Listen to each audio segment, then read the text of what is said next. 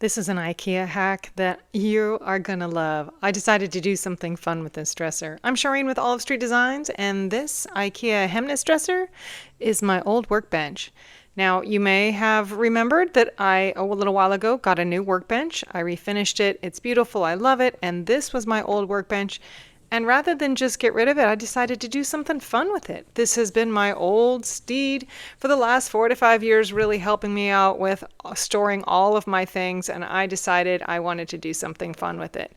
So I'm just taking a sanding block with a sanding net on there to get these drawers sanded down. And I'm doing a really kind of a rough scuff sand. So I want to really get these rough.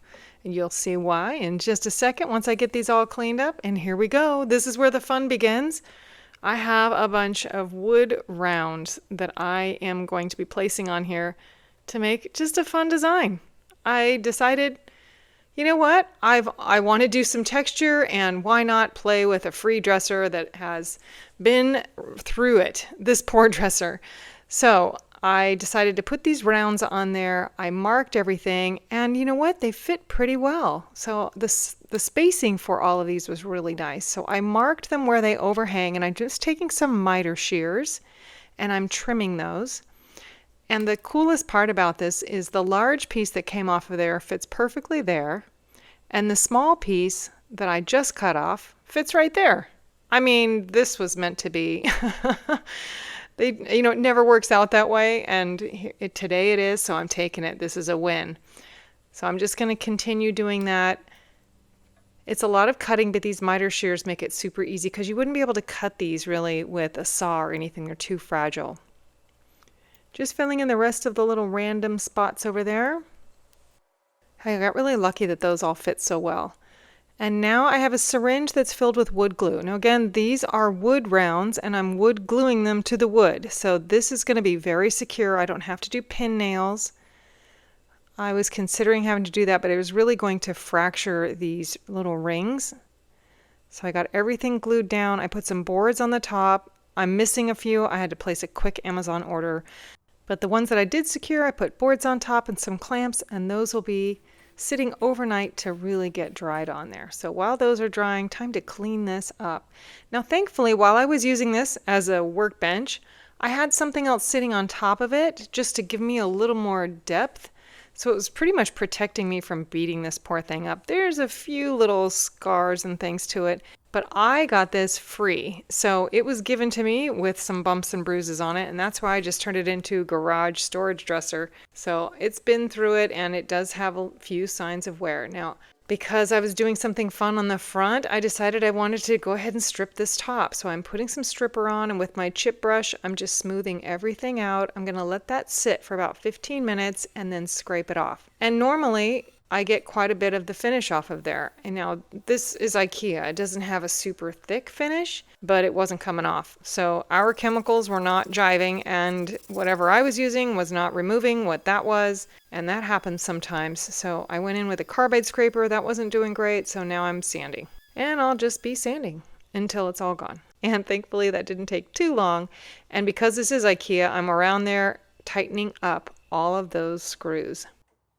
Okay, get all the drawers out, all the hardware off. I'm labeling everything and then scuff sanding the drawers. And the drawers did not have anything sitting on them protecting them. And oh my, over the years, these have gotten just beat up. So I don't know whether it came to me this way or I did this, but either way, there's lots of dents and dings. And because this is pine, all of those little knots will have some type of a little void in them or crack, just because that's what knots do. So I fill those too. This glazing and spot putty is perfect for that. While all of that is setting up, I'm going to lay this down and take care of these broken legs. I did not do this. This came to me this way, and I have to fix it. I wanted to fix it right when I got this years ago, and I was like, it's just going in the garage. Let's leave it. But now it's time, so I've got to get these all squared off. I mixed in the hardener into the Bondo, and I'm placing some tape over some thin pieces of wood because Bondo does not stick to tape. So I'm going to place a bunch of Bondo on this area, and then I'm going to use those little wood panels as forms. I'm going to put one on this side and then one on the top. and that's going to squish my Bondo in place. Do you have to do this? Absolutely not. The reason I'm doing it is just to help make everything a little bit flatter, and it'll just cut down on some sanding time when I'm all done. So same thing for the back leg. Couple pieces of wood with tape on them, and then I just tape them in place. They don't have to have a lot of pressure. I don't want to necessarily flatten it completely out because I need a little extra so I have stuff to sand down. Now again, IKEA, I want to make sure this is as sturdy as I can make it. So I'm putting nails. I did that for all the drawer boxes. They all got new nails, made them much more secure. I sanded all the spot putty down, and with a pad, I'm doing the wood.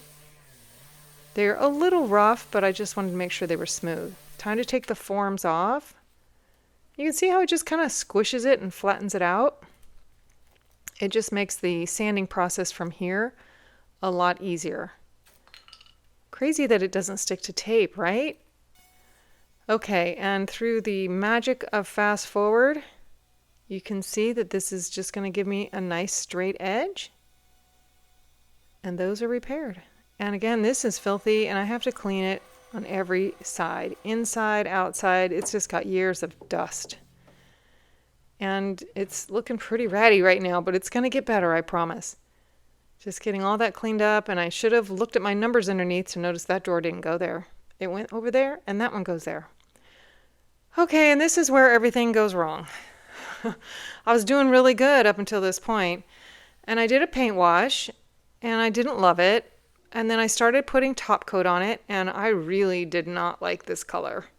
I'm like, this is so gray that I'm going to warm this up. And it just, that next color I put on was awful. I wiped it back off. I'm going to do gel stains now. Okay. I am not loving that either.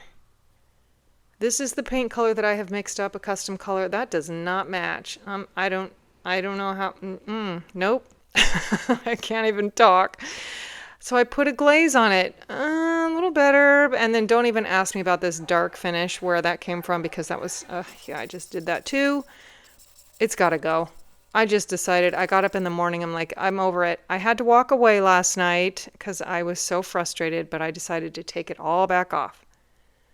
And we're going with my go-to.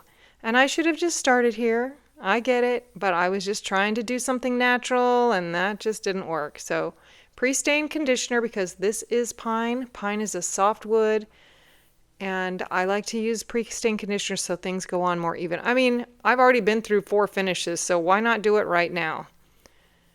And this is my gel stain. Gel stains are great because they sit up on top of this wood. It's not getting absorbed in, and it's going to help cover some of the, just knots in the way that pine looks. I didn't want that necessarily to be the forefront of my color, but I'm loving how that wood grain is just popping through there. So I'm sealing everything up. I did not put the top coat on because I want to make sure that once I get my color on here, that's really the color that I want. It's been through so much already. And this is my primer. I'm going to put the fan on it and let it sit for a couple of hours.